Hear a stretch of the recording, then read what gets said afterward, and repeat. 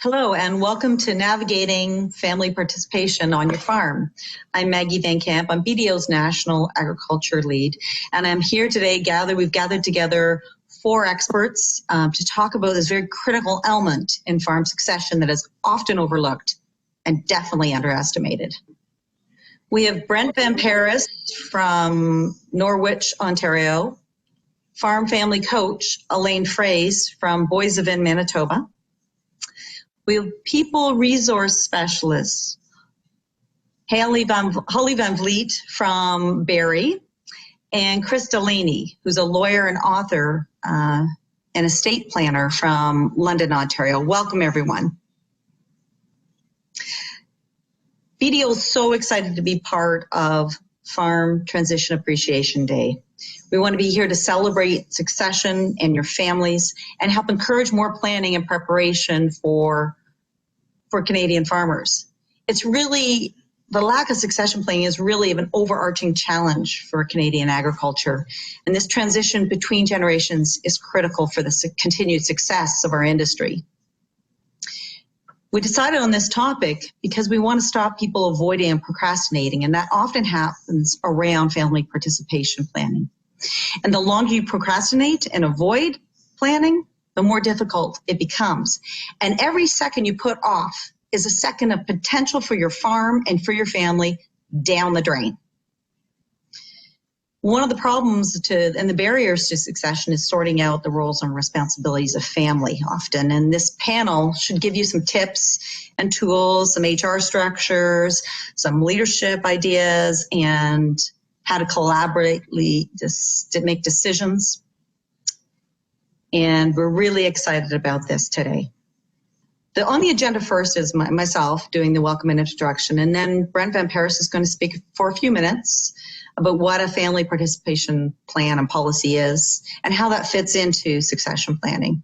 Then he's going to be followed by Elaine Froese, who's going to talk about creating clarity and certainty and give you some examples and stories about how families are navigating this today. Then Hali is going to speak about HR and how it can help and the policies and procedures that you can put into your farm today to help you navigate succession planning. And finally, we're going to have Delaney, who's going to talk about transparency and estate planning and how this all wraps up into one big bow. After that, we're going to open it up for a question and answer period. So please, as we're presenting, please write your questions along the side. And if something's to be directed for Chris, write at Chris. Or if it's directed to Elaine, at Elaine, Brent, at Brent, or to Hali, at Hali.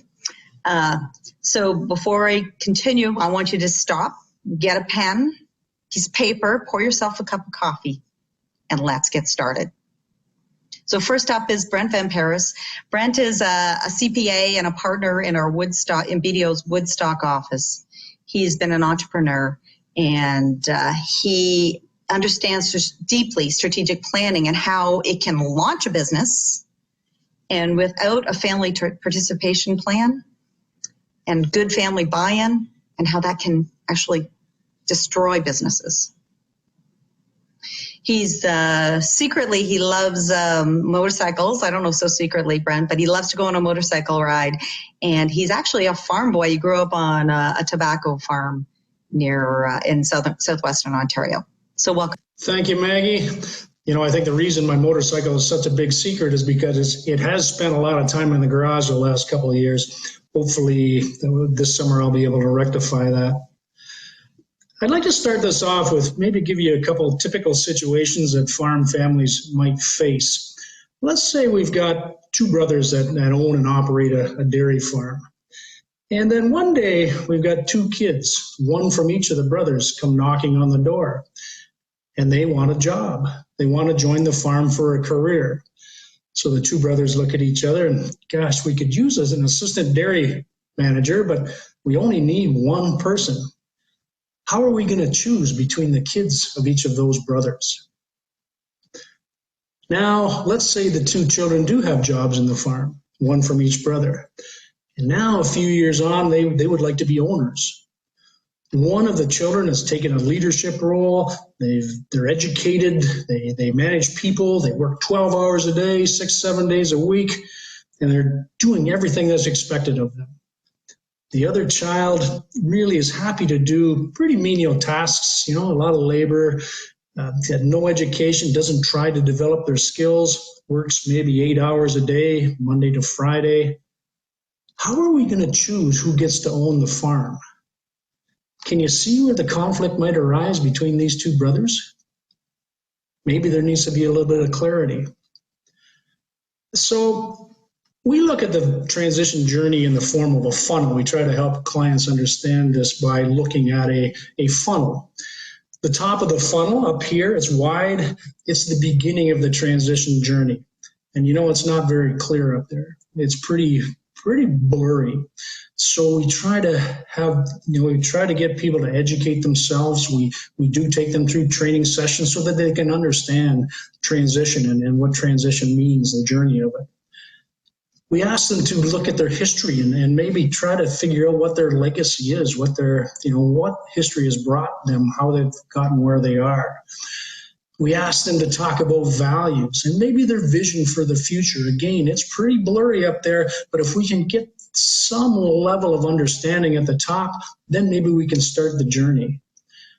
But as you go down that funnel, by the time you get to the bottom, we're going to be implementing transition. We're going to be transferring ownership and doing all the things that is necessary to transition the ownership and the leadership of the farm. By the time you get to the bottom of that funnel, it better be clear.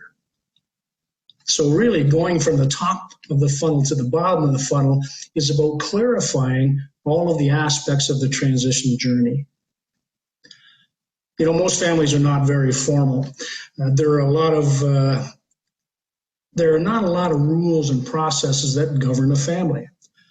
And often this informality is reflected in the way they operate the farm business. Things just kind of evolve over time. And it works for some families, works very well. People naturally gravitate to their right roles and things get decided in a good way and everybody agrees and there's good harmony on the farm. But in some families, that lack of formality leads to uncertainty and misunderstandings. And eventually it can lead to conflict. And that can really disrupt a transition. It can actually really destroy a family. So in the journey of farm transition, some level of formality is a good thing. A family participation plan is a stepping stone. It's kind of midway down that funnel, partway between lack of clarity and full clarity. In a nutshell, a family participation plan is a set of guidelines. You notice I didn't say rules. Guidelines developed by the family, for the family, around how family members can participate in the family farm as employees and eventually as owners, if that's what they choose to do. So what are the parts of a family participation plan? It begins with employment. How can a family member have a career with the farm and what will it look like? The next generation in agriculture, if they like agriculture, there's a lot of opportunity out there. Lots of companies are doing research. There's technology in agriculture. There's research. There's profit and wealth in agriculture. Agriculture is sexy. So there's lots of places for these young people to go, and they want to be in agriculture. So part of your family participation plan should really clarify what it means to have a career here, what they have to bring to the table, what they can expect while they're here, and how it eventually is going to play out as far as maybe becoming an owner of the farm. So looking at the first step, employment, what are the prerequisites? What does a family member have to bring to the table in order to start their career, in order to be considered to have a career at the farm? What kind of experience might they have to have? Lots of families, and I'm sure you've heard this, will say you have to work off the farm for somebody else for a period of 1 year or 2 years, just to get some experience, something else, because lots of kids grow up working on the farm weekends and evenings and whatnot, and they never get to experience another working environment.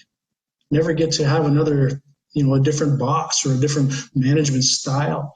So they really don't expand. They really don't know what's out there. Some families require their children to have a post-secondary education or relevant experience equal to that education. Or there needs to be a set of skills inherent in there. And then, there could be some of the personal attributes, the great work ethic, the curiosity, the good communication skills, the respect. Those types of things can be added into a family participation plan if you want. And what about the other side of the coin? I think the family participation plan needs to be a little bit realistic. What does the farm need?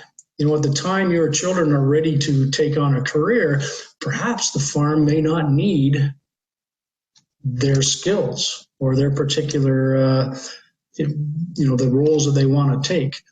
So part of a family participation plan is deciding, are we going to create a job for one of our children, even though the farm may not need that particular person? What if we can't afford that another employee? What if we can't afford that salary? How are we going to deal with that? What's the hiring process like? So a family participation plan can also address, how do we hire that family member? Should they submit a resume? Seems odd. You pretty much know where they've been and what they've done. Should they go through an interview? In family farms where the family are the management and the leaders, would you actually interview your child or your nephew, or your niece? And are you going to advertise for the job? Would you put it out there in the newspaper to get other applicants that would be competition to your child? I don't know. Depends what your family believes it takes to become an employee of the company. One of the elements that a family participation plan can deal with is about, selecting roles. What role are my children best suited for? I'm a father, I have 3 children, and I'll guarantee you each one of them is very different. And they will succeed in different roles. Some of the roles on a farm, your child may not succeed at. It may not be part of their DNA or how they're wired. Yet other roles they would succeed wonderfully at. How can you help your child figure out what's best for them, what the best path is?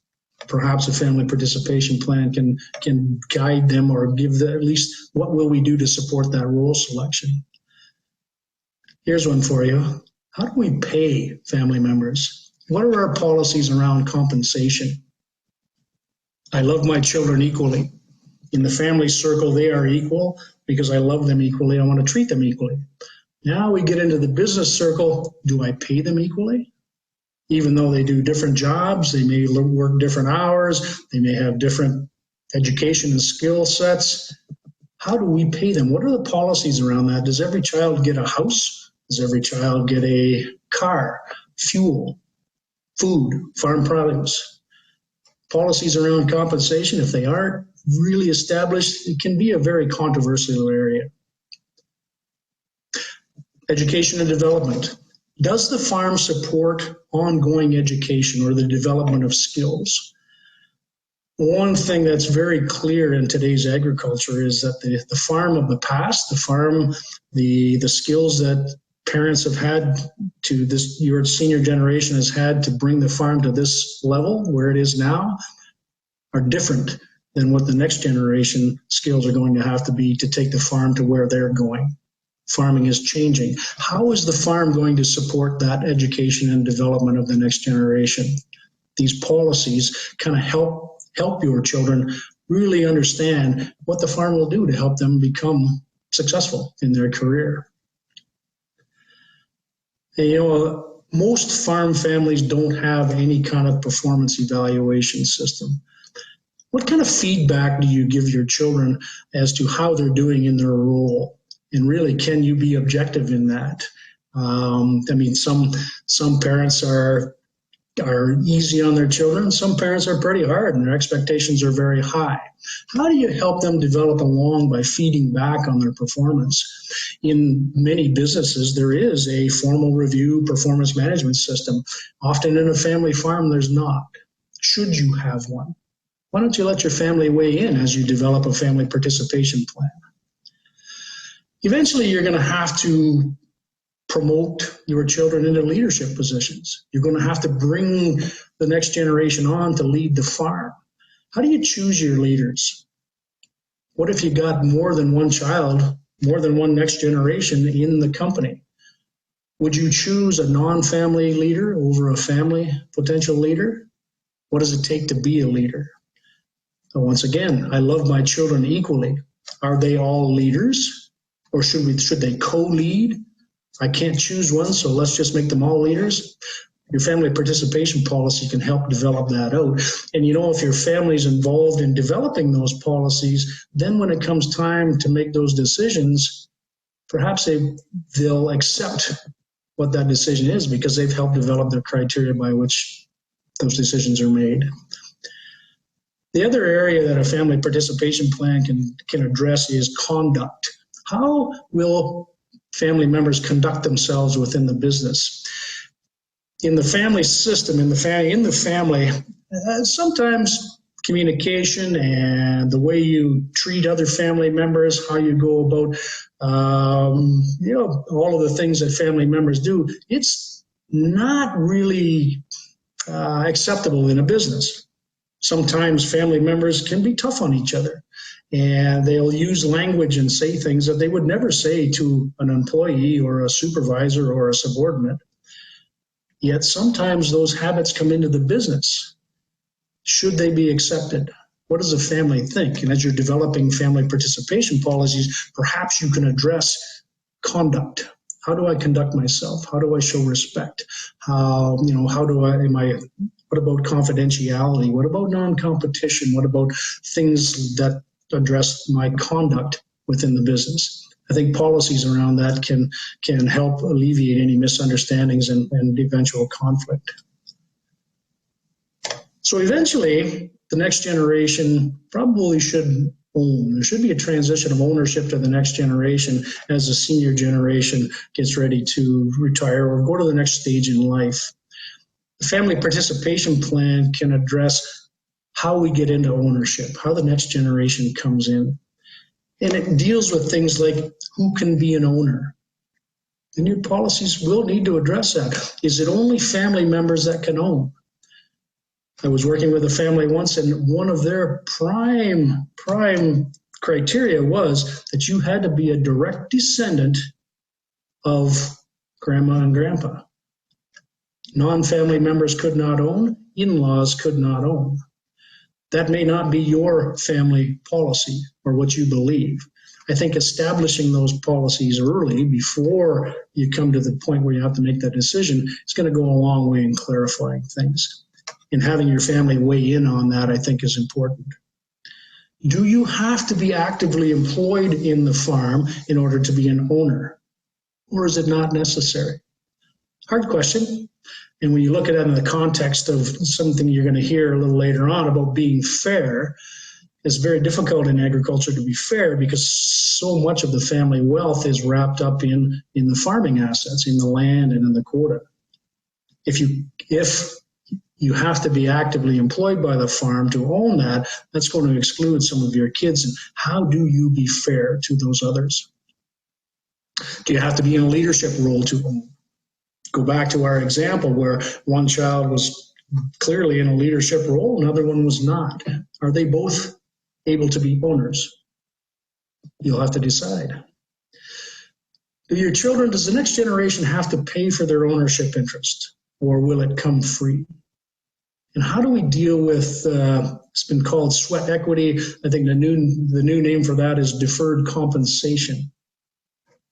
Do you measure that? And how do you bring that into the formula? It may be that you've got two next generations in there. One has been there for 2 years, one has been there for 8 years. How do you deal with that when they both would like to be owners? The ownership policies may deal with protection. How do we protect the farm business and the farm family from bad things? Could be divorce. Will you require the next generation to have prenuptial agreements in order to become an owner of the farm? Difficult conversation, but if you've addressed this in the context of the family, in this family participation policy, maybe it becomes a little easier to broach the subject with your betrothed, with your loved one. And then eventually, who decides who can become an owner? Even though we've gone through all this criteria, eventually somebody's going to have to make that decision. Are you automatically an owner of the farm because you're a Jones? Or do you have to go through meet all of these criteria, and perhaps all of the owners have to decide by either a majority vote, or maybe it's got to be unanimous. Family participation policies can help you decide that. The family participation plan can also deal with exit. Sooner or later, people are going to exit from ownership. What happens in a voluntary exit? Retirement. It's time for me to leave. I want to get out of ownership. I don't want to be an owner anymore. What does that look like? How do we protect the financial stability of the company and the remaining owners, while also letting somebody, facilitating the exit of somebody that wants to retire, that would like to get their equity out of the company? How do we do that? What's our policies?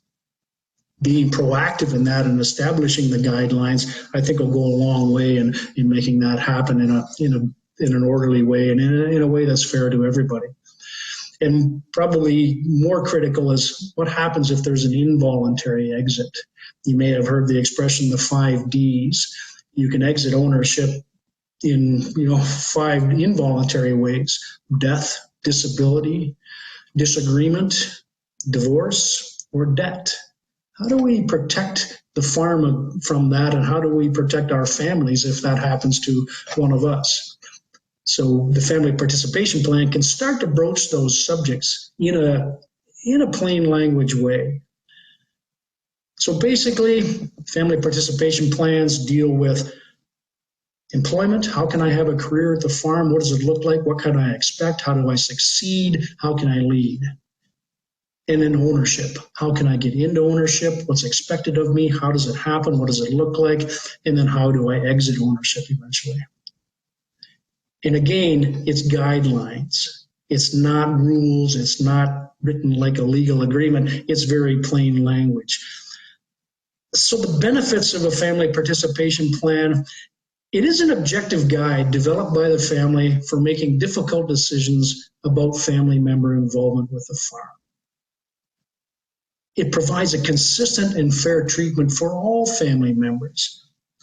People in the similar situations are treated the same. It's not the flavor of the day, or because we had we had an argument this morning, so this evening you're not going to become an owner. It's consistent and it's fair. And it should be written in very clear, understandable language. If you've ever read a shareholders agreement or a share purchase agreement, they're very difficult to understand. That's not what a family participation plan should be. It should be written in very plain language, the language of your family, so everybody understands what you mean. The family participation plan provides clarity for the next generation as they make very important decisions about their career. They know what to expect. And something we didn't address was it links those values and visions of the family. Remember the top of the funnel. It links those values and visions to the more regimented business and ownership systems. It's the way the family, what's important to the family, it's the way it gets reflected in the policies of the business. This family participation plan is kind of the conduit to that. We do know that the major cause of transition failure is conflict caused by the breakdown of communication and trust. Family participation plans foster trust and communication by providing clarity about how family members can have a successful career in the family farm. Conflict often arises from misunderstandings about expectations and intentions. Building a family participation plan with your family can go a long way in helping to ensure a successful farm transition. Thank you, Maggie. Back to you. Fantastic, Brent. That was excellent. Next, we have Elaine Froese. Elaine's a farm family coach, and her family farms near Boissevain, Manitoba. if seed farm, very successful seed farm there, and she has also taken on the role as a supersonic grandma right now. She's written several books and is a beloved columnist with Progressive Dairyman and Grain News. She talks and writes about things no one else talks about, the really tough issues, things like helping families through communication breakdown, conflict management and resolution. And my personal favorite, because I could really relate to it, is the daughter-in-law factor. But Elaine does this in such a pragmatic, caring way that I like to call her the mother of all succession. But other people call her Canada's farm whisperer. Today, Elaine's going to share how clarity and intent can help your business and your family. Elaine? Thanks, Maggie. Well, families, it's time to get serious. It's January. You've had a lot of time not to be distracted by going to the curling rink, the hockey rink, and I don't want to talk about all the other things you've given up. But what I want to do with you is play with you for just a few minutes to talk about what Brent has already mentioned in terms of the family business circle. So the family is like red for heart, love, place of nurture. Everyone belongs to this family, hopefully, if it's a healthy family.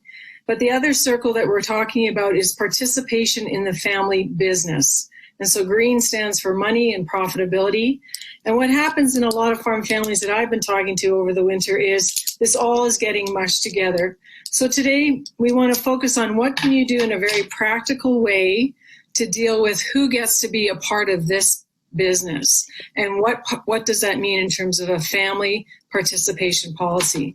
So I'm going to use low tech today, and it's going to be cards. So the first card I'm going to pull to you is your intent and your vision.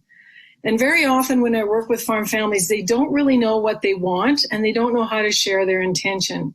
And this is based on conflict resolution, which is intent, action, effect. You have no idea what I'm thinking right now unless you have a conversation with me and you pull it out of my head and put it on the table. So what I want you to do is go through the kitchen and find old recipe cards or cut up pieces of paper or use Post-it notes, I don't care, but get stuff out of your brain and onto the table, which is what I call discuss the undiscussable. So just look at these as a form of discuss the undiscussable cards with the intention of getting clarity around family participation. Now, Brené Brown uses the word being clear is kind, and that's what my presentation is called today. So in Farm Family Succession Transition that we're celebrating today as Farm Transition Day, what's not happening is people are not getting clarity of expectations. So I want to tell you a little story. I was working with a family, son is 26, 2 other daughters involved in the business, really go-getter entrepreneurial parents. And at the family meeting, which was very recently, the son kept saying, Mom, I'm frustrated. You're doing a great job. You're getting the cows milked. You're doing these other businesses. You're doing a great job. Mom, I'm frustrated. And he had to say it about 4 times before he actually got the message through. And the problem is that he's been doing all the doing stuff on the labor side. So let's be clear here. Succession planning, transition planning is a transfer of labor, management, and ownership. And here's a potential successor really frustrated because his roles are not clear. And the other thing is that he's getting all the grunt jobs, which he thinks could be hired out to someone else. So the first question on the strategic planning sheet that Brent VanParys has developed is, what is the overall vision for your family? And in this family, the vision is for everyone to participate, but the frustration is very high right now because decision-making still seems to be stuck at the founder level, not shared collaboratively with the successor level.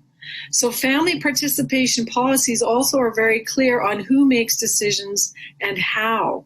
And this young man is now going to be blocking off time to sit beside his mother in the administrative office and learn more about the financial transparency of the farm. The decision has also been made that he will also be able to participate in conversations with the team of advisor. What a concept. Some of you may be 35 years old today. Some of you are even 56 because I've met you, and you still don't have full collaborative decision-making because your family participation policy is so muddled up. Another piece of being clear and creating certainty is when the roles on your farm are going to shift. So I asked the same mom who does the accounting and administration, how much longer do you want to be in charge of the bookkeeping and the administrative roles on these multiple level of businesses? Because this isn't just a farm, there's other levels of income stream coming in too. And so she said very clearly, Elaine, another 5 years. Well, that's really good because now we're getting certainty of timelines, which is my second C.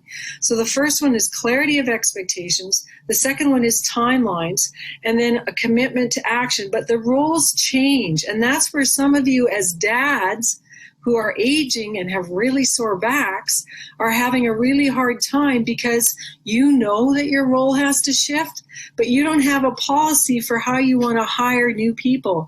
And Hali's going to talk about that in terms of her HR presentation about how HR can support you to get what you want that you don't have in this map. The other thing about family participation policy is, do we hire based on the fact that you have the same last name? And as Brent says, do we hire on merit, which is your skill, or do we hire on the basis of birth order or the fact that you're part of the family? So are you going to allow outside employees? And on our farm, our mechanic, who's the same age as my son, the successor, 32, his skill saves us about $30,000 to $50,000 a year, and boy, do we let him know it. So we have a policy around putting the best person in the best job at the best time. And so then that leads to whether or not you're also going to have conversations around compensation. But nobody out there fights about money, do they? Really? Come on. Okay, so the compensation card is a pretty heavy-duty one. And for those of you on this call today, I really ask you to go to farmfamilycoach.com, which is my website, and in the contact page, just ask me for my compensation tool, and I'll whip it out to you. And this is a great way for you to decipher between each person on your farm what the farm perks are.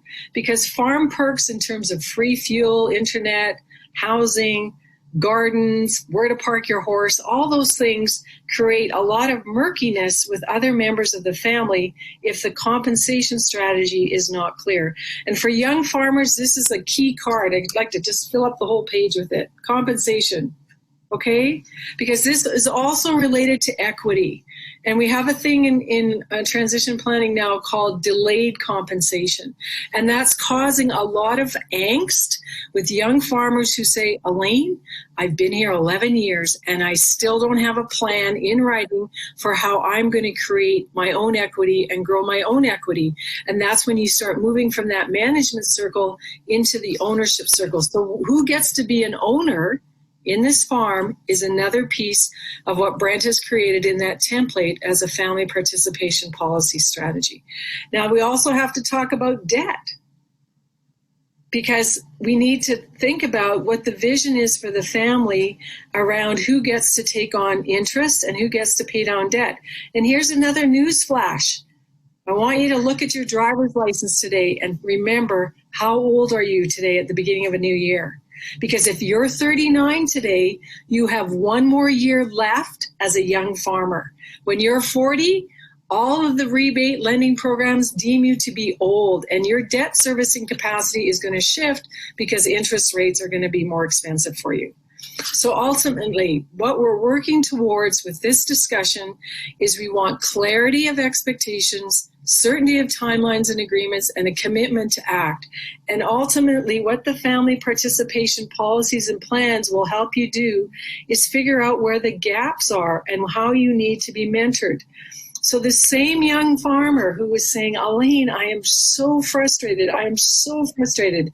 I put him in contact with another colleague of mine who's a young farmer who's really good at strategic planning. And so my encouragement to the parents is, what can you do intentionally to mentor your son into getting what he's not getting and what he's frustrated about? And what other advisors do you need to be connected to? So I just want you to think right now, who do you need as an outside advisor to your farm family team to help you get traction on these conversations. And we're coming today to you virtually. This is the new reality of 2021. I work with farm families all across Canada, exactly like this, with my bull, looking at the undiscussables and saying, what is it you know today in January of 2021 in your heart of hearts that you need to talk about that you're avoiding? And I'd like you to reach out to BDO and ask them for their farm family participation policies.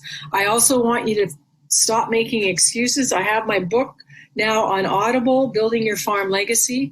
And Maggie said it right at the beginning. Conflict, avoidance, and procrastination is killing agriculture, and it's going to stop this year because you have no excuse after you've met all of us today why you can't get this done. Wow. Thank you, Elaine. There's such wise words in there. I love the whole delayed compensation instead of sweat equity. It's a really interesting way to look at it. I like that a lot.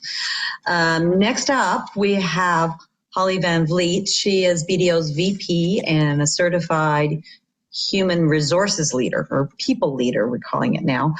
For more than 15 years, she's worked closely with business owners to set directions, gain alignment, enhance communication, add structures to decision-making policies, and strengthen the level of engagement in their teams. She helps them build a cohesive leadership team, and she also has experience in all aspects of organizational behavior, mediation, and conflict resolution. Today, she's here to help you professionalize your farm's people resources. Thanks, Maggie. So I'm going to talk to you today about how HR can play a role in supporting you through your farm transition. And you're going to hear from me a lot of the same words that you heard from Elaine as she was going through her presentation. And it's going to strike a chord with you because I'm saying the same types of words, meaning that these things are important to do throughout the transition in many aspects of it. For me, it's all about creating clarity for the next generation of leaders, showing them and getting them to understand those things that are important for them to be successful in the farm business. So where do you start? How does that happen? I break it down into 4 basic steps. The first one is to identify. The second one is to communicate. The third one is to plan. And the fourth is to evaluate. So we'll start right at the beginning with number 1. And what does identify mean?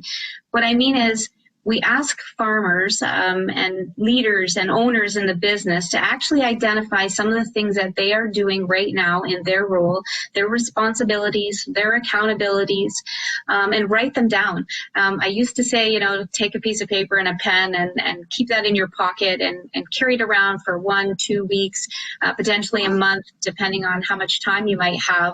I guess now I need to change that and say maybe your tablet, that's what you might be using. But in any case, I think if anybody asked any one of us immediately to say, what is it that you do that's important, we're going to forget some things in that first conversation, right? We're going to forget some of the key things that we do because we do it by route and we do it naturally. And we might have been doing it for 20, 30, 40, 50 years even. So that's why I say it's very important to write it down, some of those key things that you do all the time. And then we take it a little step further and say, okay, so what are the skills and knowledge, experience, the qualifications that you as the current leader have that's making you successful in this role? And we write that down. And then we go even a step further and say, okay, so I imagine that over the last 30, 40, 50 years, things have changed for you. Your role has changed.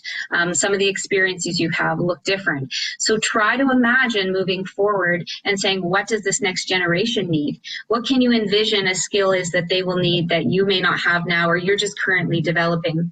And at the end of the day of all that identifying and information gathering, we should come out with a pretty solid role description. So an idea of what the expectations are for actual tasks and responsibilities day to day, week to week, month to month, in both the regular business and technical piece, and then the strategic piece and the business piece. And then we say, okay, and what does it look like for qualifications? What does someone need to do? What type of education do they need to have? And then we've come up with this basic role description. So the second piece is the communicate piece. So now we need to tell the next generation what it looks like. what does a career in this business look like? What are the expectations? What do you need to do in order to be successful? And really give them an idea of an outline of what that role might look like as they move forward. The third piece, as Brent mentioned before, the planning piece, that's always the most important. And the first step for me in the planning piece actually is to say, let's take a snapshot of what that next generation looks like right now as far as their roles and responsibilities, as far as their qualifications. And we look at that, and then we look at what we've developed out as this role going forward and say, what are the gaps? Right? What do they need to do to get them where we need them to be? And how do we get them to meet those expectations? So that's all about planning. That's all about putting together what we call a performance development or a professional development plan that outlines some timelines and some expectations of what they need to do to develop as leaders in their new roles. That could be a variety of things, right? That could be education. They need to take some courses. Potentially that's just time. They just need time in the role and on the job learning of how to do this better. And it could need money. They may need resources to take courses and to leave the farm and to get things done. So we like to map that out to say, what is it step by step, milestone by milestone that I need to do in order to get to that role that I think I want, that I say that I want to participate in. And then the fourth step is all about evaluation. How do we manage people's performance through this process? So how do we look at how they're doing? Are they meeting expectations? Have they missed a timeline? And then we sit down and try to figure out how we get them up to where they need to be. Or potentially, unfortunately, we have to make some decisions on what are the consequences of actually not following the plan, of not developing the way we've asked you to develop out into this role.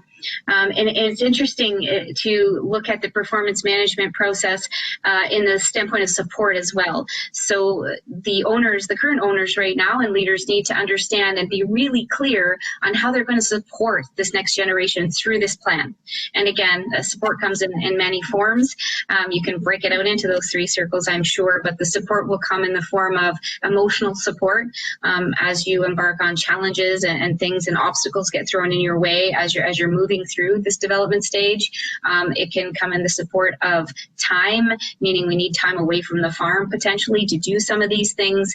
And it could mean money. It could mean how do we financially support this individual as they embark on this development plan. I think for me as an HR person, and again, to piggyback on some of the things that Elaine talked about, is that it all creates clarity, right? And in that you get some consistency. So if you have everyone on a performance development plan that's interested in being that next leader in your business, and everyone understands what the expectations are, they have a clearly mapped out plan of what they need to do in order to meet certain milestones, you're going to create some great consistency, and in that is where you get the fairness. Thank you. Nice. Excellent. Holly, that was excellent. I really pulled a couple things out. I love that you called it a snapshot, and then look at where the gaps are in setting out what people need to carry on the farm. So it's a really positive thing, and really a way to look toward the future. I love that. Okay, finally in the panel is, last but not least, Chris Delaney. Chris is a lawyer. Hi, Chris. Chris is a lawyer, podcaster, professional speaker, family enterprise advisor, a professor, and intergenerational family wealth strategist is what he calls himself. He discusses what ifs of estate planning and family enterprises with wealth transition. He wrote the book called Naked Opus, Growing Your Family Wealth for the Long Term. And I'm just curious, Chris, what is Opus and why is he naked? Well, I actually have a civilized explanation for that I can share. Okay. But I will tell you, you've got a lot of really interesting interaction on social media with that, which was an unexpected benefit. So the opus, if you want, the naked part of it fits in with the presentation that I'm going to talk about here, which is really fitting in with the family participation plan, which is bringing transparency. So, I just chose a slightly cheekier bit of wording there. And so it was encouraging transparency specifically in an estate planning process, which is the space that I tend to work in. And then the opus part of it was I firmly believe that estate planning is a journey, it's a process, and as you go through and do all the various milestones and document the steps that you're taking and the things that were important to you and are important to you to have continued, that you really are telling the story of your life. And it will be the greatest story you ever share. And in that regard, it's your personal magnum opus. So I put the two concepts together and ended up with the naked opus. The subtitle, which is estate planning for the long term, or family wealth planning for the long term, hopefully clarifies that a little bit. So, but you know, I got some amazing interactions on Twitter in particular. So what I wanted to talk about, and you know, going last after all these great speakers is both a benefit and a curse, because some of the topics that I would have touched on, they've done such a great job with, and the lawyer, you know, especially the estate planning lawyer going last, is always sort of the skunk at the picnic. So because I'm talking about topics that people don't like to talk about, but I believe it's really important, and being here on Farm Transition Day, to talk about this particular space in the context of a family participation plan, I think is especially relevant, because really your estate plan is going to be your backup for all of the planning that you don't actually, as we heard from Elaine, you don't get through because of procrastination or whatever other reason is causing you to slow up your planning execution. So in the Naked Opus, I introduced what I like to think of as not necessarily a best practice, but some best practices that I saw that I distilled down into one fairly straightforward methodology to move through thinking about your estate planning. And when I was invited to speak here today, I was contextualizing that in the concept of a family participation plan, which is it's a beautiful context to set it into, because the two of them fit together so wonderfully and so naturally and intrinsically that it wasn't a difficult thing to do at all. Estate planning really is very much effective estate planning, purposeful estate planning is very much a natural extension of a family participation plan. And in fact, until you've got your family participation plan worked out and you are in the execution phase of that, and you're working your way through the planning funnel towards maybe some of the final documents that will be more tactical, like shareholders agreements, things like that, your estate plan is often your backup. So you want it to be part of the fluidity and dynamism of the entire process all the way along. And too often people that I've worked with over the years have looked at estate planning as the thing they tack on at the end. Once all the other planning's done, I'm going to tack on my will or my power of attorney at the end, and I'm done. But that's actually, it's not an event. Estate planning is a process, and integrating it with your family participation planning, because there are so many elements of the family participation plan itself that actually contemplate active estate planning, is a wonderful idea. So when I wrote the Naked Opus, I included in that this strategic process that I wanted people to think about as a better way to estate plan. And ultimately, it's a better way to, I feel anyways, to arrive at better decisions. And that's really what we're talking about today. Everything we're talking about today, in one form or another, is about decision making and peeling away the aspects of our decision making that cloud our judgment, lead to bad outcomes, lead to miscommunication and confusion. So in the Abundant Estate, I introduced 5 steps, and I'm not going to belabor them here, but it is worth noting how nicely they fit in with a family participation plan. So the first step is to begin to have a process of family meetings to address the various topics for your intergenerational wealth planning. So it's very specific to an estate planning conversation or process, but again, very integrative to this topic. So you're doing that. When you're doing a family participation plan, there's process with that. So you're having those meetings. You're using a meeting cycle somewhere in there to articulate your values, and then your family's values, and then the shared values that you all have, as you work together toward the third step in the Abundant Estate, which is a family mission statement. And that ultimately is what you jump off to into action and into the tactics. And so often people jump to the tactic, and then they put the cart before the horse. They jump to the tactic before they've actually worked their way through what their goals and objectives, values, philosophy are. And a family participation plan gives you a wonderful process to make sure that you're always moving in a logical and productive way through that planning process. The fourth step of the abundant estate is to use what I call the SMART strategic process, which is SMRT. If any of you are Simpsons fans, you'll be in on the other side of that gag. But the S stands for identifying what success means in the achievement of our mission. What are the elements of success there? Because if we start to break it down into bite-sized pieces, we can begin to get things out of the way. And I find, and I'm sure many of the other advisors on this particular presentation today will agree, that sometimes it just looks so big. And it is big. There's a lot going on when we're doing transition planning or estate planning, or the whole thing. And we freeze as a result. There's just so much. So once we've got that mission in place, we can start to nuggetize our planning and deal with it in smaller bites, which is how you eat an elephant, right? So we start off with identifying what success is. Then we talk about bringing meaning to that success by setting clear objectives to help break those great big goals down into smaller bite-sized pieces. Then we create our recipes. That's when we establish the steps that we're going to go through and how they're all going to fit together in order to achieve that aspect of our overall mission. And finally, we deal with tactics. Tactics are the things we do last. And that's because it's a vision-oriented, goal-oriented, purpose-oriented, intentional process.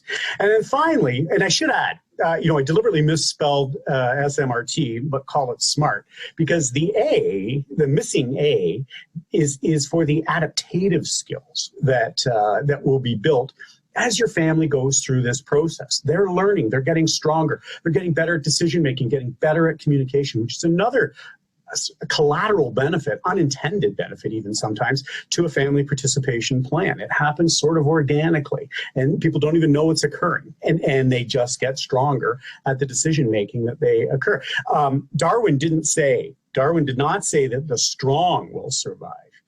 It's the best able to adapt that will survive. So having good process around decision making is a way to build that ability to adapt. So how does a family participation plan fit into estate planning? Well, it is at its core a directional and goal-oriented document.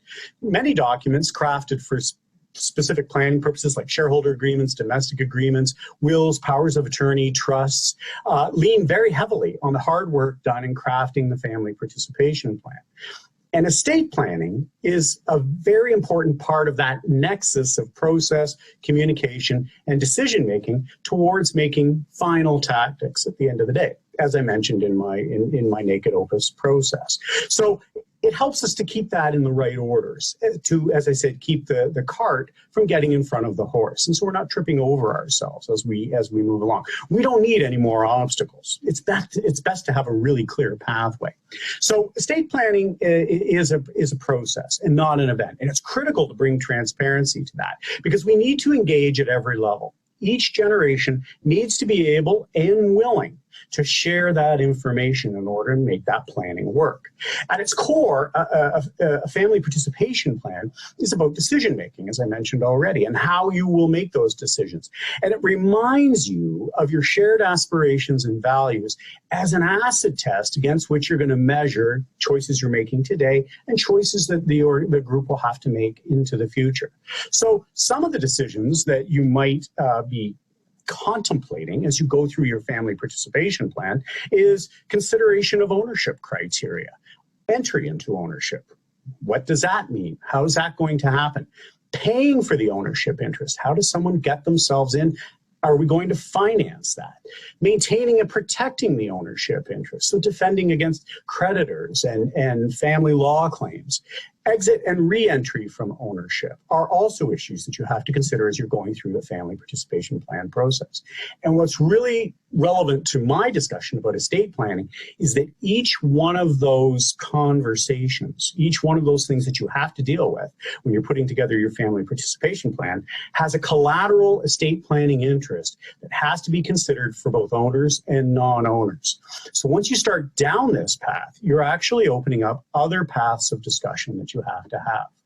So one of the conversations you're going to have is about bringing fairness into your decision making and putting the two together. And thinking of transition planning, business planning, estate planning, and ownership planning, as I mentioned, is about making decisions. And we're all subject to biases and heuristics, ways of making decisions that sometimes trick us, sometimes fool us, and sometimes lead to the results that were unintended and that we didn't want.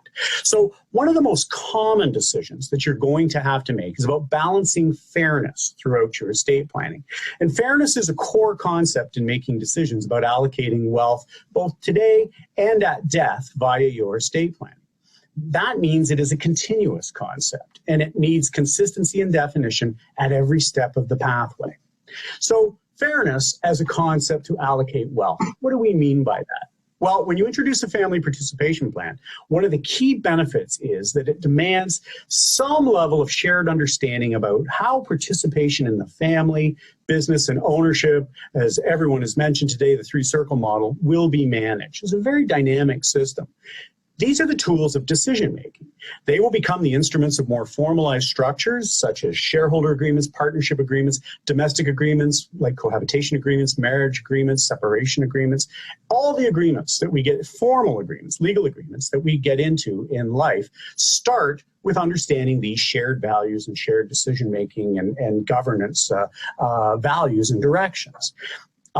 In those agreements, there will be shared definitions about meaning and purpose and participation. And a family participation plan, and most of those documents, need to share some elements of those definitions. You can't have a definition of family for the estate plan that's different, radically different anyways, from the one that you're using for the business or for the ability to become an owner in the business, for example. There should be some shared conversations there. So you can see that the family participation plan conversations trip into our estate planning because we have to deal with those elements. The estate plan of every member of the family is typically going to be impacted by the family participation plan in some way. These are not just standalone documents. They are having ripple effects throughout the entire system. And the will and estate plans of each generation are often integrated. So the parents expect that the children will do certain things while the plan's being formulated as a defensive measure, but also at the end to bring execution and intentionality to the plan itself, to finalize the plan. So the success of the family participation plan often is backstopped by proper estate planning that has contemplated the values and mission that the family has articulated in their family participation plan. And that level of integration requires communication and effective methods of decision-making at the family level. So one of the big topics that always comes up is fairness in the context of estate planning. Is it the same for the business as it is for the estate? Ultimately, this is up to you. This is a decision you'll have to make, but you've got to ask yourself, how am I going to make that? Well, the family participation plan gives you some methodology in that context. What methodology are you going to use in the estate plan? How are you going to get to that same sort of outcome, successful outcome in your estate planning? And the abundant estate gives you a tool to do that. I tend to feel that fairness is really better thought of as an equitable concept versus an equal concept. And that's the lawyer in me maybe coming out. But if it isn't equal, it is by definition unequal. And at Christmas, my parents strove very hard to make sure that if my brother got the blue teddy bear, I got the identical red teddy bear, or green teddy bear. Only the color was different. The value was the same. They strove very hard to be equal, but it's hard to do that sometimes with much larger, much more dynamic assets like a family farm. So does the family participation agreement contemplate those possibilities of inequality? Does your estate plan, including your powers of attorney and any trust choices you're making, contemplate those distinctions as well? So for example, consider an estate freeze. The will plan typically backs up a typical estate freeze for the non-business part of the family, distributes parental assets to non-farm family. However, often these are remaining assets that might have been used up and exhausted by the parents in their remaining days post-freeze, which are not even accessible to the non-farm children for 20 or 30 years, hopefully, post-freeze. So it's an asset they can't get at that may be dwindling in value because it's being used. So what appears equal at the time of the planning, say at the time of the freeze, comes at a risk for the non-farm children because there's no real recognition for them of the time value of the money or the opportunity cost that they have had to pay as a result of waiting for that gift. And these are often not discussed, and they have to be. It's an issue of transparency, how your other family members will perceive that sort of a tactical outcome when you're doing an estate freeze, for example. So this is the fundamental difference between equality and equity in planning. And it goes right back to the philosophy that is enriched and articulated in the family participation plan itself. Equitable is about dealing fairly with each party concerned. And that means understanding and taking the time to understand how they are impacted, how they feel they are impacted, and how they are observing and experiencing the planning as you are going through it. You need that information, and they need to know that you have heard that information. Equal and equitable are not really interchangeable concepts. So fair doesn't necessarily mean equals is a really dangerous thing, and I've been in hundreds of meetings where it's been tossed onto the table, and honestly, throwing that out on the table and just saying it is often a conversation stopper. It presupposes shared understanding. People tend to nod their heads as if they understand, but they probably don't, because while equal is easy to calculate, blue teddy bear, red teddy bear, that's super easy. Fairness and equity are qualitative in nature, and so fundamentally, they are harder to calculate. And they understand, your family will understand from their perspective, but do they all share the same sort of qualitative perspective? What are they experiencing? We have to know that we understand that. So this is something that can be integrated into a family participation plan process, and by extension, into the estate planning aspect of that conversation. One of the well-known factors that leads to shirt sleeves in 3 generations is failing to appreciate and understand in the planning process that planning at most levels with wealth transfer itself, family wealth transfer itself, is first and foremost a qualitative process rather than a quantitative process. And we spend too much time planning for the money and the wealth, the financial wealth to transfer, rather than preparing the heirs to receive the wealth and thinking about their perspectives. So fairness in the process of wealth transfer requires intentionality and purpose in the planning. It requires transparency. And this is enhanced a great deal through the process of creating a family participation plan as part of your other planning. So in conclusion, how does a family participation plan assist final planning or estate planning? Well, estate planning is a core discussion and element of a family participation plan. It's something you'll have to deal with when you go through it. And it's a good thing to do. Family members have to integrate their respective plans before and throughout the family participation plan cycle. It is at its core an intergenerational collaboration project. It's a wonderful opportunity. Some financial or family participation plans will have limiting definitions that restrict in-law or non-lineal ownership.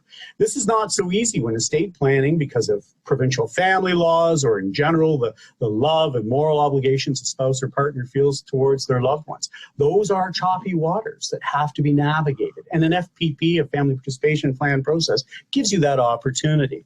So financial or estate planning and a family participation plan are shared realms of decision making, where the desire to be crystal clear creates decision-making needs that are about equitable considerations rather than pure matters of equality.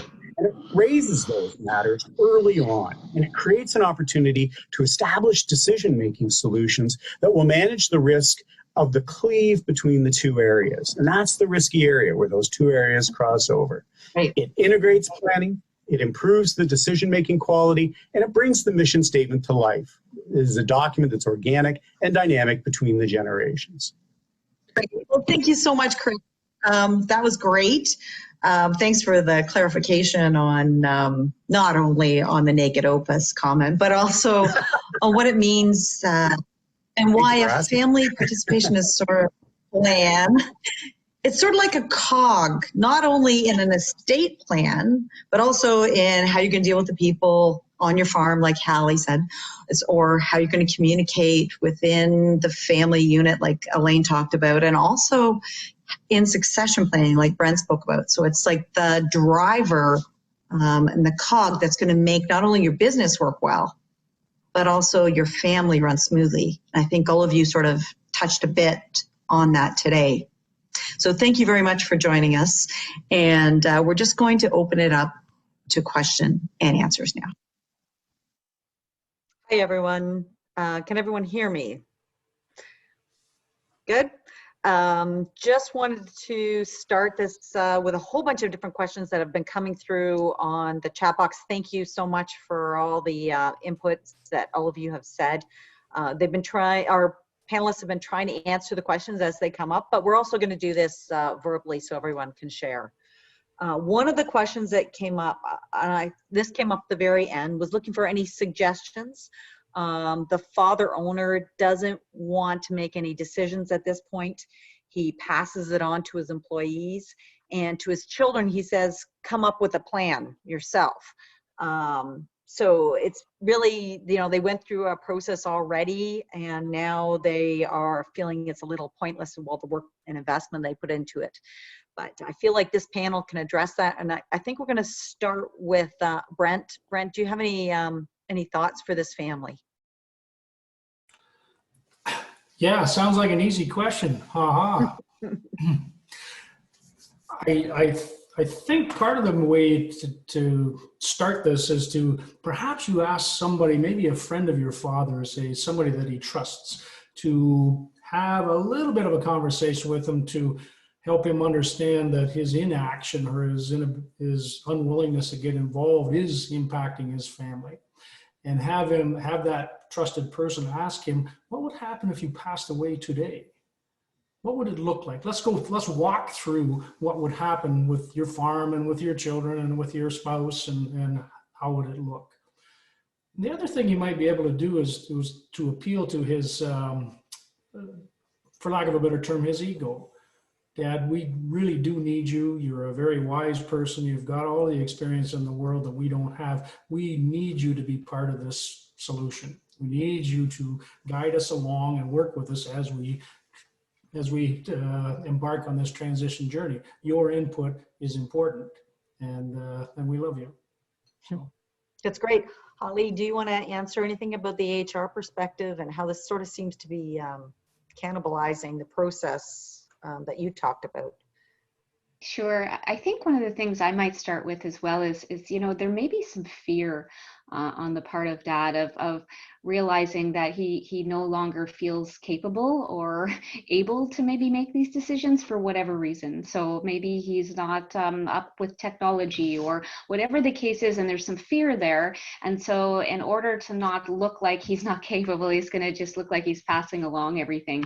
One of the things I like to do as well is to ask people in general, you know, what do they love about what they've been doing? You know, that gets at the heart of what they really like to do. And then what don't they love anymore, right? And so that may just open up some conversations about why there is that passing along of information. Cool. Elaine, do you want to add anything to this? I mean, I think there's point in all process. There's so much power in the process of doing this, but I'm sure you've seen similar situations. What if? You know, and I was doing a workshop once with Heather Watson and Farm Management Canada in Langley, BC. And this family had come across on the ferry to come to Langley. And they said, Elaine, we're going to play your what if game when we go back home on the ferry. And what this is exactly what Brent alluded to and what Hali alluded to. And what Chris was talking about in the comments is, what if we actually sat and listened to each other, what was working or what we are excited about and what isn't working anymore. And again, fear is a hard thing to talk about, but I'll give you a personal story. I had a meltdown myself in the middle of an accounting office with my accountant and my husband said, why are you crying?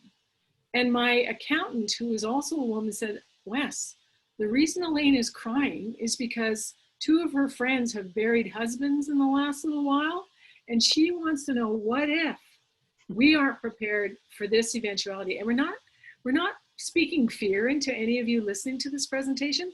We're just trying to get you to be courageous about shifting your mindset, and how good is it going to feel when you create that clarity and certainty. And so if all the comments here in the box, you know, making the approach to someone who's pushing you away and stonewalling, here's another news flash. Being silent and refusing to tell the rest of your family what you're afraid of or what you want is actually emotional abuse. And there's a book by Susan Forward about that. And she says, where is it written that you get to behave like this? Because your inaction is having a huge impact on the rest of the family. And as a wife and a spouse, if you're listening to this and your husband is refusing to engage, let him sit being stuck, but you start doing the work along with the rest of your family, and then see what happens when he sees that he's being left behind. I'm getting a little Irish on you, but I've had it. Stonewalling is no longer an option. Do the work. Chris, thanks, Elaine. Chris, do you want to add anything? I mean, you're right. One of the other questions, that came in at the same time was similarly, the dad wanted to just solve everything with his will, which is often what families do. And I'm wondering if you could kind of comment about that in this particular case. Sure. Well, a will is frankly, I think, a very blunt instrument through which to communicate things that are fundamentally qualitative and not necessarily quantitative in nature. You know, unless you've got a lawyer who's a tremendous wordsmith, frankly, Shakespearean, in their ability to communicate your emotions through a document that is now being read after you've died, I think you run a real risk of being misinterpreted and having people go to their corners as far as what their fundamental impression of what was going on. And there's nothing to counter that discussion at all. You've lost that opportunity. So I really do believe that estate planning is a process, and a family participation plan is a great way to jump off into that process by using the core strengths of that particular process as well. To go back a little bit to that previous, what the others were commenting on previously, I have a colleague who has it's both terrible and wonderful family story that she tells, but really she had to get the process moving, and it was a crisis event in the family that got them going, and they realized that they didn't really have a fire drill for the family. Like, what happens? And this goes to Elaine's point in a way, I think everyone's point. What if dad has a stroke, or mom were to dying's one thing, but we have a much higher chance, at least through most of our lifetime, of being disabled. And talk about those more common outcomes. What happens with the decision making? And then I commented in the chat there about a really good book by Susan Scott called Fierce Questions. Build your questioning skills as well, because when you ask a question, sometimes it sounds like it's coming from the wrong direction, and you actually push the person away instead of engaging them to neutralize their fear a little bit about dealing with the topic. So I often recommend that people start, with something. People like to think of themselves, business owners like to think of themselves as problem solvers, decision makers. They've built something. Build on that strength of what their perception is of themselves, and use that as an opportunity through very good questioning to move into difficult areas, and it will feel more organic. Instead of just saying, "What's the will plan, Dad?" or "What's the will plan, Mom?" which is pretty blunt, pretty hard, and might smell of something else. Come into it quite organically and quite authentically, and then begin to go into those fire drill conversations. Well, what if, and what if, and what if? And you may find that you start to get more naturally towards conversations that can go further. Yeah. I'm just going to interject with something that I created a few years ago after my husband passed away. It was called the Because I Love You list. and it's available on loft32.ca, and you can find it there. It was just covered in the Furl magazine, so it's a free resource, and it's a way to open up those discussions that you guys are referring to. Okay, so let's move on to the next question quickly, because we only have another maybe 7 minutes. We have 4 siblings in the family. Dad owns all the shares still. 2 have been working on the farm, and the one that wrote the question had been there 14 years. Each of the kids have been gifted a $2 million property on the farm, which I gotta say is a pretty generous gift with a warm heart, with a warm hand, as Elaine says. And there's been, anytime they start talking about succession not being in the share ownership not being equal, the non-farming siblings really start being really quite involved in the conversation. So they want to have some tips to kind of get through this part. And I think probably, Brent, I'm going to get you to start again, because I feel like your structure within the family participation plan lends itself to this conversation. There are no easy questions in this game, are there? No. Not, no. I do think that this starts at the top of the funnel, believe it or not. It's not a technical question, and it's not a mathematical question until you get down near the bottom. If you can get the family aligned on what their values are, our values are a little blurry sometimes, but if you can translate those values into a vision for the farm, which may involve legacy, the continuity of the farm through the generations, and get the family to start talking about how emotionally they're connected with the farm, then maybe you can get them to agree that the farm should remain in the family. We hope it's going to go on for generations. If we all agree on that, then you start to look at the challenges. Okay, we have a vision of generational continuity. There's a challenge here. If we keep on removing equity from the farm, then we will hamper it. And we could put it into a situation where the farm operators can't be financially viable anymore. That's a challenge.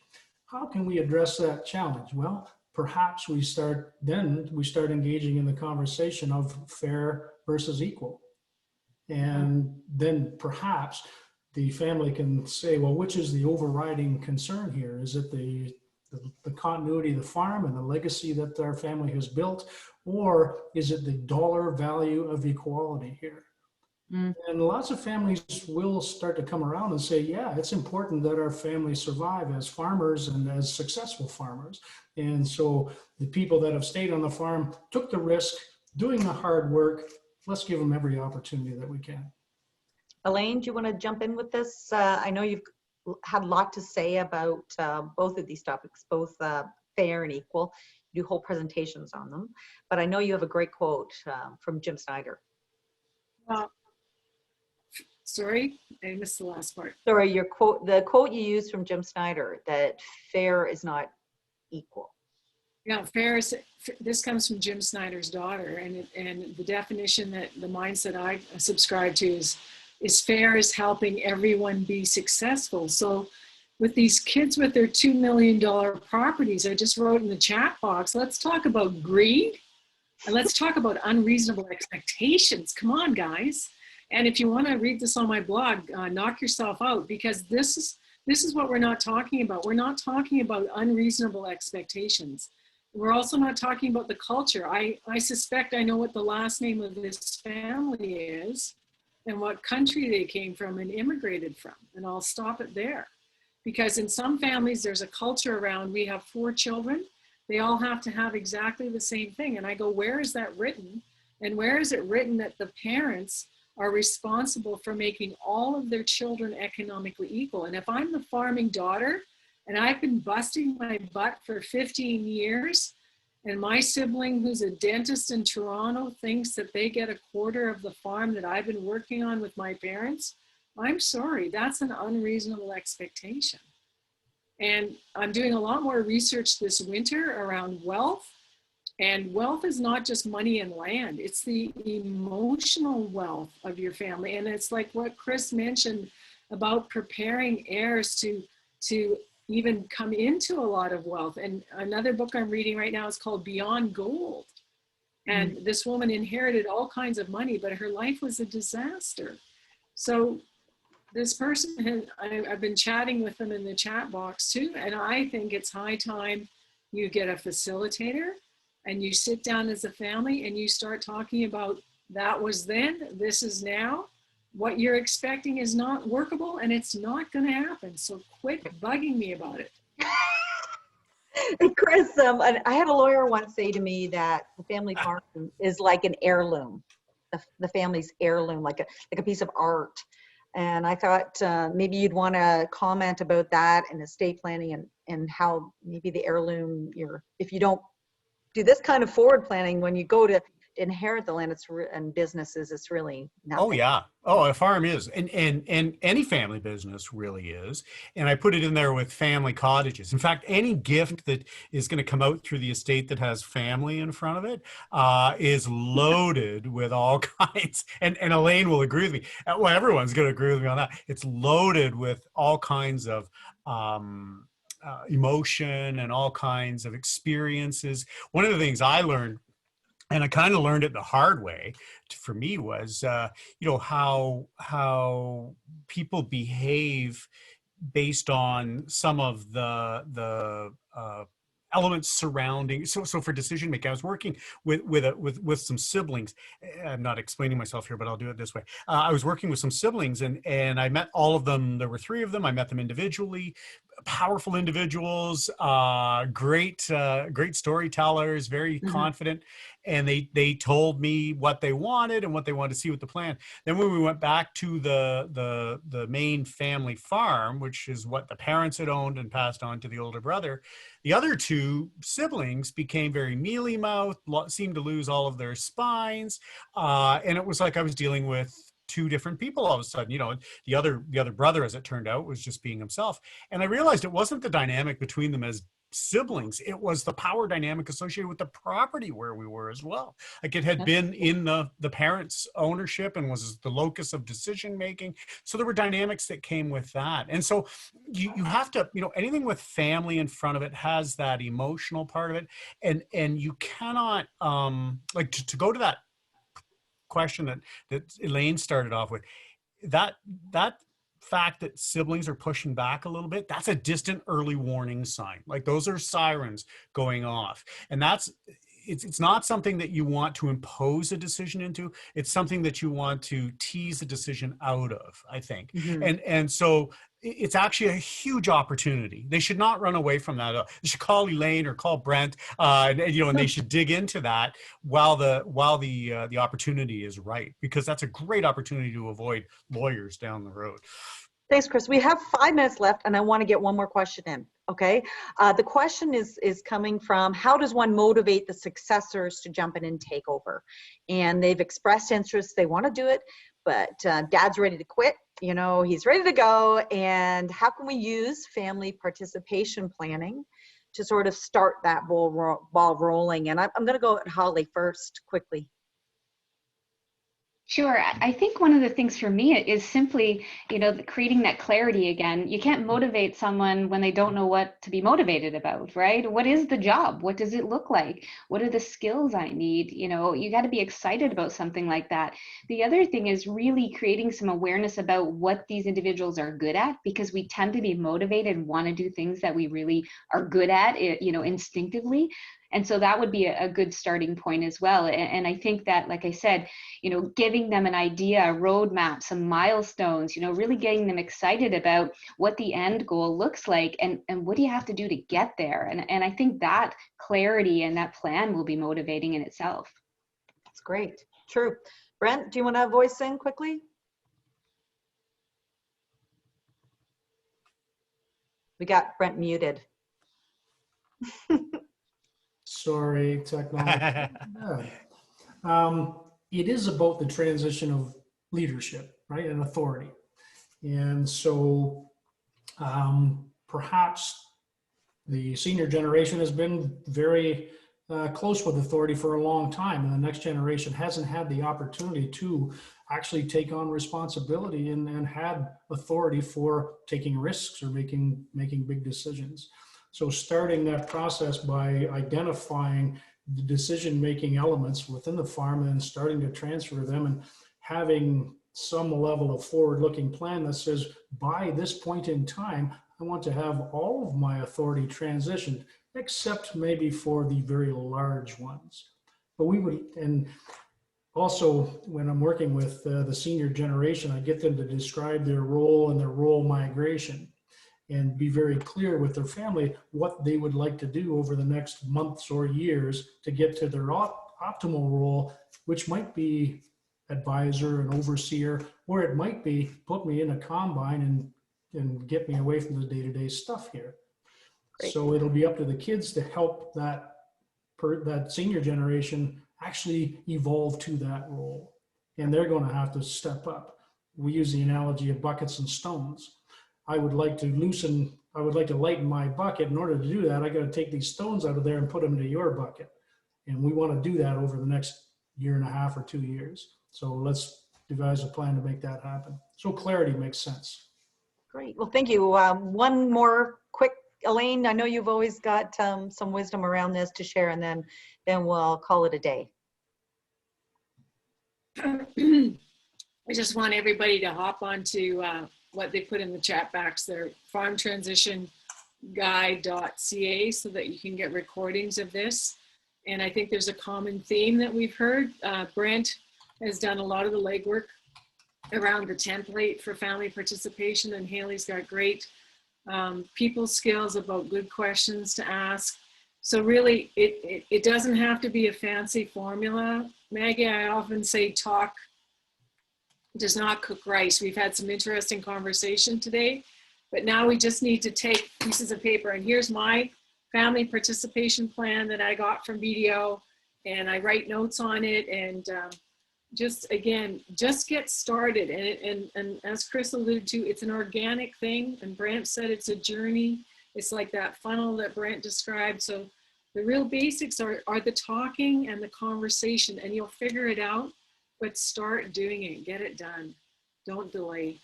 Thank you. Thanks so much, everybody. Thanks to Management Canada, especially for FTA Day. It's been a lot of fun, Shauna, and I know you put a ton of work into it. So thanks. I think we're going to move this radar ahead a little bit and get more farm families to have a succession plan. So thanks, everybody. I want to take the opportunity to thank Maggie and Brent and Chris and Elaine and Hali for taking time out of your schedules to champion this cause with us. Maggie has also put in a lot of work. Elaine, of course, has been a longtime champion of this. We've had an excellent panel of expertise here. Have a great day, everyone. Thank you for participating and taking this step in your transition journey with us. Thank you. Thanks for having us. Take care. Thank you, everyone.